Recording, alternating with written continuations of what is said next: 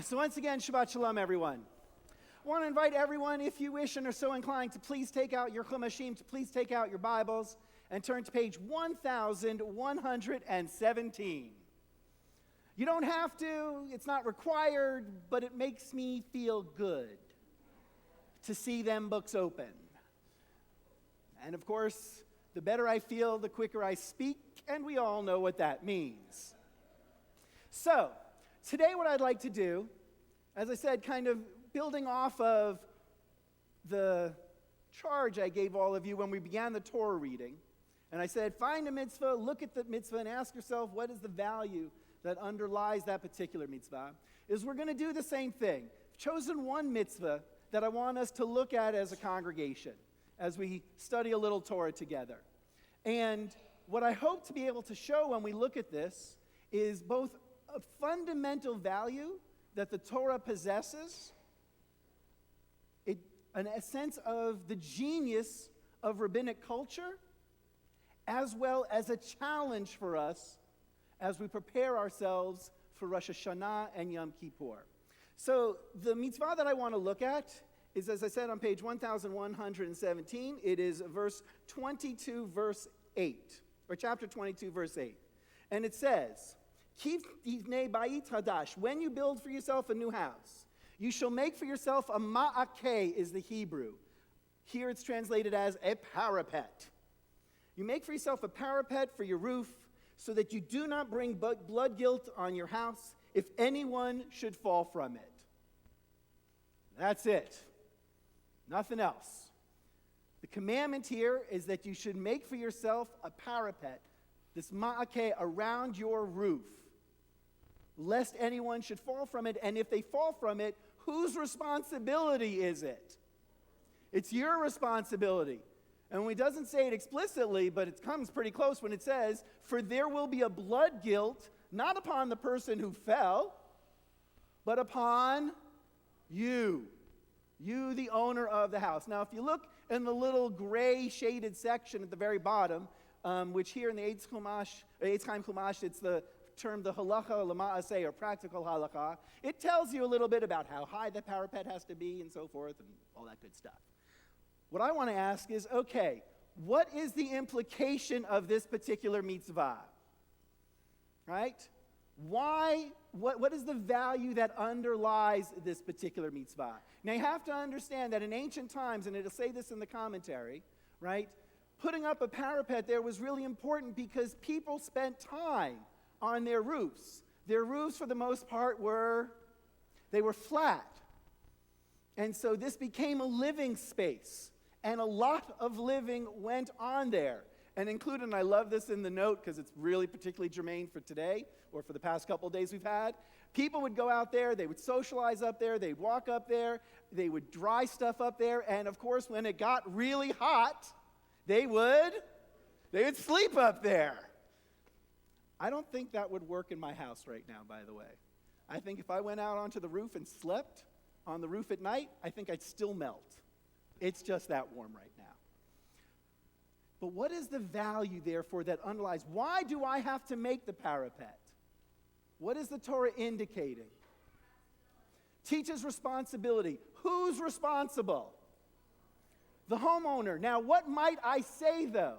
Why is that not obvious, such that the Torah has to actually make a commandment about it? Because I was always taught in rabbinical school, if the Torah has a commandment, the Torah has a problem. Right? The Torah doesn't just come up with commandments because, right? The Torah comes up, yes, thank you, bless you. The Torah comes up with a commandment because there's something at issue. So we can say, it's teaching responsibility. Okay, fine. But what might you have thought in this case, such that the Torah has to command us and talk to us and teach us? You might have thought what? Yeah, Mike.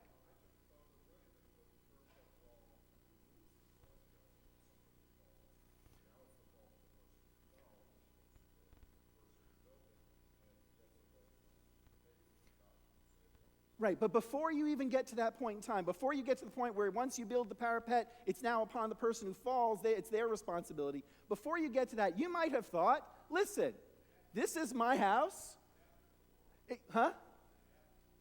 It happens that people fall off the roof. If someone falls off of my roof, whose fault is that? I might have thought, it's their fault. What on earth are they doing on my roof that they're falling off my roof? Why is if you want to be kind of harsh about it, why is their stupidity, their idiocy for playing football on my roof, why is it that that's my problem when they fall off my roof? Is that unreasonable? No, there is nothing unreasonable about my thinking that just because someone is in my house, I actually have to now protect against whatever silliness they may choose to come up with. Right? I may disagree with that, but it's not irrational. However, the Torah doesn't accept it. And the Torah tries to teach here the following value. That when someone is within my, what do you want to call it? My space, my dominion, my area. When they're in my space, it's now my responsibility. Right? That's the value that the Torah has in mind when it articulates this commandment. I may think we're all individuals and we are all 100% responsible for what we do, to which the Torah says it doesn't really work that way, because we're not just individuals living on little islands in this world. We're a society of individuals who interact with one another and in relationship with one another. And just by being in relationship, and in this case the relationship is forged when they come into my space, I am now somewhat responsible. Somewhat, not completely, because once I build that parapet, so long as I build it to proper specifications, and they then fall off my roof, guess whose fault is it? It's theirs. It's like, seriously enough already. Right? So the Torah doesn't say we have absolute responsibility. We have a partial responsibility. We have a partial responsibility. Right? That's the value. And you see this in other places in the Torah. So, for example, if I go out and dig a hole somewhere, right, let's say right in front of my property, I just go and dig a big old hole, and someone falls into that hole, whose fault is that? According to the Torah, my fault. My fault. I dug the hole. Now, I could say, hey, it would have been really cool if they weren't texting while walking at the same time. But the Torah doesn't suggest that, shall we say. Okay, so here we see something fundamental of value to the Torah, and therefore a part of the things that we are challenged to take in and value ourselves, which is we are responsible for one another in different ways, different situations, to different extents. But the Torah has a fundamental principle that we have an obligation to one another, and here is one manifestation. Now, I think that's a beautiful value that the Torah offers. And what I love about it is what the rabbis then come and do with it, and this to my mind, as I said, this is rabbinic genius. You can look in the commentary on page 1117 if you want, but look at what the rabbis then do with that principle. Because they don't just say, oh, it only relates now if you're on your roof, right? They could have said, well, the Torah doesn't list anything else, and therefore my responsibility only exists when the person happens to be walking around on my roof. The rabbis don't say that. They take the Torah's principle, and rather than narrowing it, they expand it. So anyone just looking at the commentary, what are some of the things that all of a sudden get included in this, according to the rabbis going back 2,000 years? Huh? Right, so if I have a faulty ladder in my house, and someone climbs it and they fall, it's my responsibility. What else? There's actually one that was written for Joey. A vicious dog. Sorry, Joey. Right? If I have a vicious dog, and someone comes into my house and my dog attacks them, it is not their fault. And by the by, it's not the dog's fault either. It is my fault. This is my environment that I'm inviting him into. I am responsible. And so we see the rabbis do something brilliant, and this is the way rabbinic culture made the Torah come alive. so that people could practice the values and principles of Torah, even if the specific situation, building a parapet on one's roof, did not exist. And by the way, we still do that even today. That is the classic rabbinic modality in terms of dealing with Torah. And we see it in issues like, actually most appropriately given some of what was in the news both over the past 6 months, but also a couple of days ago, with, for example, vaccinations. Any number of rabbis have been approached about whether or not vaccinations are required, to which the point of view of Jewish tradition is almost overwhelmingly, if you know people who don't do this, please have them come see me. And you can start by saying, yes, get your kid vaccinated. Why? How does this connect? Because if you let a child into an environment and they're not vaccinated, they are like choose your metaphor. They are like a roof without a parapet. They are like a ladder that is unstable. Or if you're feeling particularly nasty, they are the equivalent of a vicious dog. Because they are now a danger to the people around them. Right? Those people, by definition, I walk into a room, I have a certain domain. Those people come into my domain and I am able to get them sick, very sick. That's my responsibility. And so this mitzvah has been applied by any number of halachic thinkers and rabbis to whether or not vaccinations are required. And again, just to be ever so clear, the answer is overwhelmingly absolutely. So as I said, we see a beautiful value of Torah.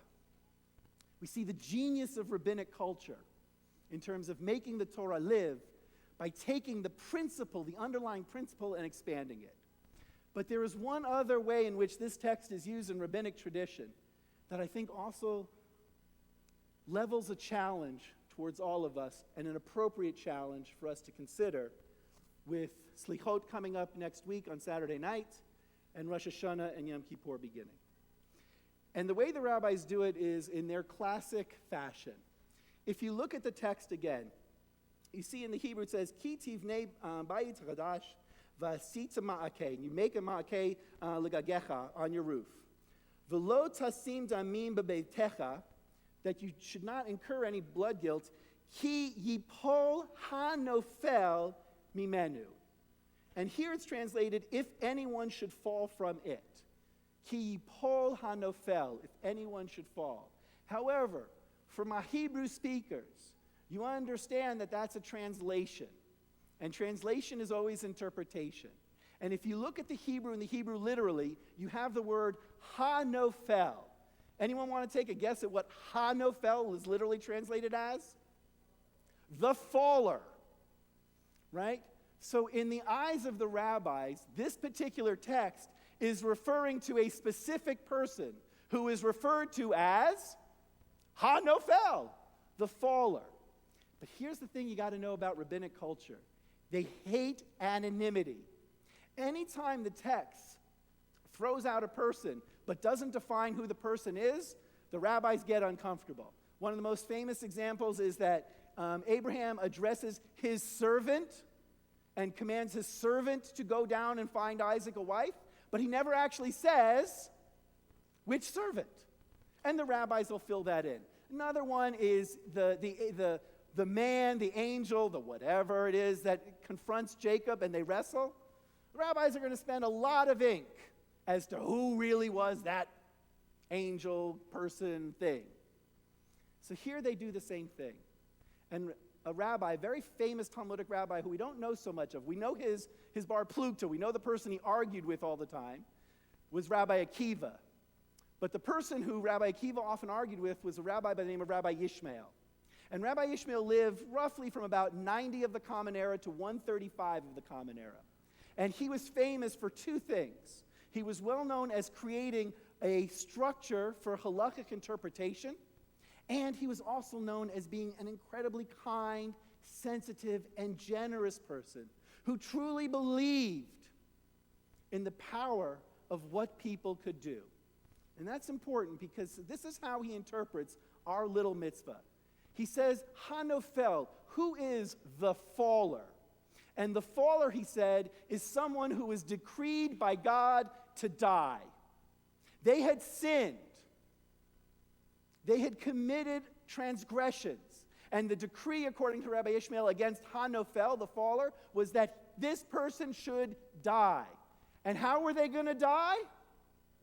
Guess what? They were going to die by falling.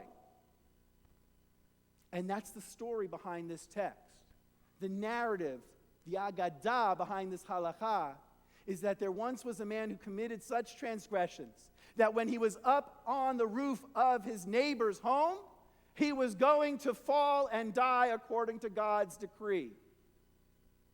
But what happened? His neighbor built a ma'akeh. His neighbor built a parapet, and therefore, Hanofel, the faller, did not fall. The implication is this. Here is someone who is decreed to die, decreed by God to die. And what or who prevented it? The other person. The other person. Which is to say, the righteousness of the other person to fulfill this particular mitzvah supplanted the divine decree against the person who was meant to fall. What an amazing expansion of this particular mitzvah. Because what it attests is to our power in this world, to our ability to shape not only our own lives, but to have impact on the lives of those around us. Not only the good and decent people, but even people who are decreed to die. We can make a change. We can make a difference. We have impact. If we are but righteous, if we are but dutiful towards fulfilling the values of our tradition, we change not just our world, but the world of the people around us, irrespective of what God has decreed. That is how strong we are in the eyes of Jewish tradition. That is how powerful we can be. And that is the challenge that lies before all of us. See, when we come to this period of time, Rosh Hashanah and Yom Kippur, we go through this process of reviewing our actions and reflecting upon our deeds and seeking forgiveness. And at the end of it all, we want to feel how about ourselves? We want to feel good. I've done the dues. I've paid my dues. I've reflected upon my deeds. I've said I'm sorry. I should feel good about myself. Guess what? The Torah doesn't care about how you feel about yourself, because this period of time is not going through a process of review in order to feel good about who we are. It's about how we impact the people around us. That is the measure of who we are. This period of time is not about us. It's not about who we are, but how we impact the other. And the realization with this mitzvah that our impact can be profound. So, as we begin Slichot next week, and as our period of review and reflection intensifies as we get ready for Rosh Hashanah, I urge all of us to seriously consider in what way I can be of service to the other. In what way will my actions impact the other? In what way can I be Jewish in this world so that I too might be able to change someone else's decree? Shabbat Shalom, everyone.